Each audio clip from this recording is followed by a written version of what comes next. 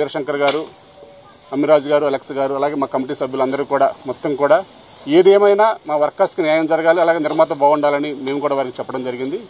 ఏదైనా రేపు కానీ ఎల్లుండి కానీ ఈ సమస్యకి పరిష్కారం ఇక్కడ దొరుకుతుందని మేము ఆశిస్తున్నాం.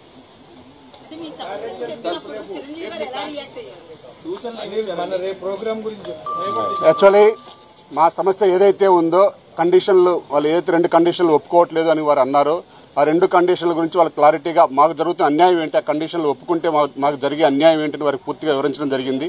సరే సండేల గురించి మేము ఆలోచిస్తామని కూడా చెప్పాము. సండే వాళ్ళు ఏదైతే అడిగారో 3 సండేలు మాకు కావాలి అని, ఆ 3 సండేల్లో మేము కొన్ని వెసులుబాటు ఇవ్వడం జరిగింది. అది కూడా మేము రేపు అంతిమంగా రేపు ఒక మీటింగ్ పెట్టుకున్నామండి.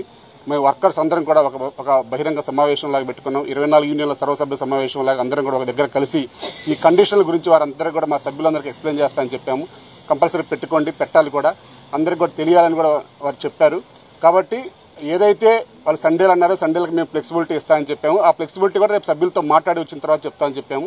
అలాగే 9 to 9 కాల్ షీట్ గురించి పూర్తిగా మాకు దానివల్ల ఎలా లాస్ అవుతుంది, ఎలా కొన్ని యూనియన్లకు బెనిఫిట్ అవుతుంది, అసలు బెనిఫిట్ కాని యూనియన్లు ఏంటి అనేది కూడా క్లారిటీగా మేము అంతిమంగా ఒకటే చెప్పాము. మాకు దానివల్ల ఎంత లాస్ అవుతాము, దానివల్ల ఏంటి, ఆ లాస్కు సంబంధించిన బెనిఫిట్ ఏంటి అన్ని కూడా క్లారిటీగా వారికి వివరించడం జరిగింది.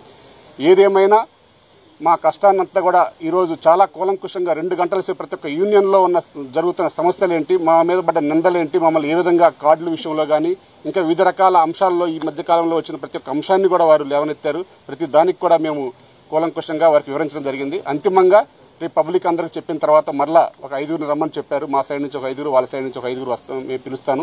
అంతిమంగా సమస్య పరిష్కారం చేద్దాం. ఏదున్నా మన ఛాంబర్, కౌన్సిల్ మనందరం కూడా కలిసికట్టుగా పనిచేసుకోవాలి. ఏదున్నా నా దాకా వచ్చి మీరు సమస్య ఇప్పుడు వివరించడానికి ఎప్పుడైనా సరే నా డోర్లు తెరిచే ఉంటాయి అని వారు చాలా అసలు ఈరోజు చాలా ఆనందంగా ఉంది. ఎందుకంటే వివరంగా ప్రతి ఒక్క యూనియన్లో ఏం జరుగుతుంది, అసలు ఎక్కడ ప్రాబ్లం ఉందనేది వారు అడగడం మా అందరికి కూడా చాలా సంతోషకరంగా ఉంది. ఉందండి, రేపు జనరల్ మా నిరసన ప్లస్ మా జనరల్ అన్ని సమస్యలు మా పబ్లిక్ కి వివరించడానికి అక్కడ ఏదైతే ఈ 2 కండిషన్లు ఉన్నాయో ఆదివారాలు కానీ అలాగే ఏదైతే 9 to 9 కాల్ షీట్ అని వారు అంటున్నారో ఆ 9 to 9 కాల్ షీట్ కూడా సభ్యులందరికీ చెప్పి అక్కడ వారి నిర్మాతల గురించి వారి సమస్యల గురించి కూడా చెప్పారు. ఆ సమస్యలన్నీ కూడా మేము అక్కడ అందరికీ వివరించి మా సభ్యులందరికీ వివరించి ఆ తదుపరి మేము ఇక్కడ వచ్చి వారి సభ్యుల యొక్క నిర్ణయాన్ని మేము ఇక్కడ తెలియజేస్తామని చెప్పాం. దానికి కూడా వారు ఆమోదం తెలపడం జరిగింది. ఏదేమైనా సమస్య త్వరగా పరిష్కారం కావాలని మేము కూడా ఆశిస్తున్నాం. ఇప్పుడే ఛాంబర్ నుంచి కూడా పిలుపు వచ్చింది, మేము మాట్లాడుతున్నాం ఛాంబర్లో, మీరు కూడా ఛాంబర్కి రావాలని చెప్పారు. కాబట్టి ఏదైనా మరి రేపు మా తరపున అయితే మా నిరసన కంపల్సరీ, ఆ నిరసన అనకుండానే మా సర్వసభ్య సమావేశం లాగా అందరం కూడా ఒక ఐక్య వేదిక లాగా ఏర్పడి మాకు జరుగుతున్న అన్యాయాన్ని కానీ మాకు జరగవలసిన న్యాయాలు కానీ అన్ని కూడా అక్కడ కూలంకుషంగా సభ్యుల సమక్షంలో చర్చించి ఒక నిర్ణయం తీసుకుంటామని మేము ఏంటండి